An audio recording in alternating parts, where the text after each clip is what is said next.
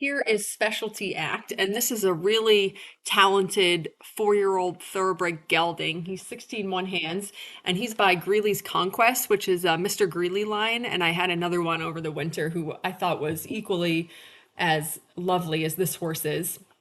He ran 18 times. His last start was on June 23rd, so he's really fresh off of racing. And he just had his feet done yesterday, which he very much needed his feet done. I actually think that his racing plates were sort of hurting him because he had on really big grabs behind, and that can make them quite sore.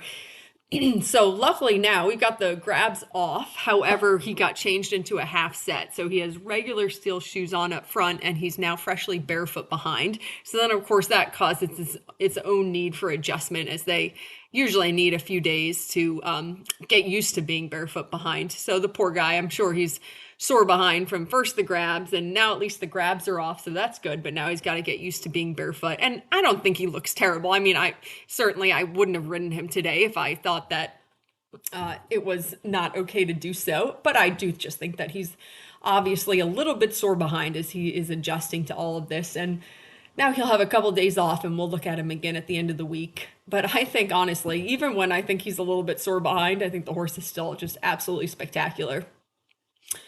And so you can see how wild he is. It took me quite a bit of kicking to get him into that right lead canter. The left lead is his more natural one that he wants to pick up right now, which is totally normal. So I think I asked a few times, sort of stuck with it for a minute or so, and then he picked up that right lead. And then if you notice when he sort of wanted to fall out of it, and I gave him a pretty good like pony club cow kick to get him to go on. But he's so easy going. I mean, the horse is I'm riding him in little spurs, which it's not that he's exhausting, it's not like I'm huffing and puffing from riding him, but this is definitely the sort of horse who, if you take your leg off, he's going to slow down. And I think that that's really ideal for, honestly, the average rider, amateur, professional. Most people do not want a hot horse. Most people want a horse that's happy to work, and I would absolutely classify him in that category. Plus, he's a fantastic mover. But he's just, he's quiet in his brain and he doesn't want to go racing around the ring, which I think makes things a lot easier. So I rode him the other day in a metal egg butt snaffle, and I actually really didn't like it at all. I don't know why I did it. Sometimes I just get these crazy ideas and start changing bits around. And it was just too much bit. He's very soft in his mouth, and I just felt like he was ducking behind the vertical, and I couldn't get him to quite come up and meet me in the contact. So now he's back in the duo. This is the loose ring Hermspringer duo, and this felt much, much better today. I always feel like if they're not quite sure about where to hold the contact, and for him, I think it's quite hard to hold the contact because he does have quite a bit of movement, and he's a pretty powerful, full of suspension mover. So it's a lot more for him to package than it is, say, for Scrappy, my other bay gelding right now, he's just not quite as big a mover. So it's easier to put it all together. Versus this horse just has a lot of action, which makes him quite fancy, but it also means that it's going to be harder for him to sort of figure out connecting all of these things and getting them working together. Those are some good steps right there, though. But should I have the choice, I would always rather, if they're not sure where the contact should live, I'd rather that they stay a little above the bit versus coming behind the bit. I don't want him behind the vertical. So, at times when he's a little bit up, he's not quite round, but he's a little above the vertical, like right here, actually. I'm totally fine with that. I'd rather him start getting the feel for meeting me with the contact and not be quite right versus trying to duck out of it. And actually, here's some pretty good steps. And then we do get the canter and manage to keep it. That was actually a very good transition.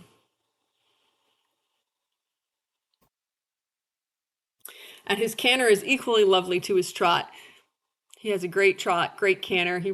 He has all quality gaits.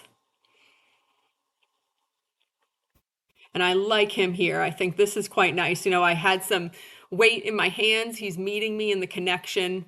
He's on the vertical. He's not behind the vertical. I thought that was pretty good. And then here he comes out of the canter and he gives me some really nice steps where he's pushing from behind. And I'm sure that that's quite difficult right now, considering he's just getting used to being barefoot behind. But these were some really good steps. Just super, super brain on this horse. And the whole time while I'm doing this ride with him this morning, well, we were drowning in humidity, but that's neither here nor there. My two hounds are off on the side of the ring. They're on the other side of the ring from where we are now. There's a pile of dirt left over from when the ring got built, and they're climbing all over it looking for probably rabbits and things. And he was really good about ignoring it because they're just sort of popping in and out of the bushes and things that's on this pile of dirt. So this walking, this is from when I first got on, and you can see he's just a very chill horse. I think it takes quite a bit to get him excitable.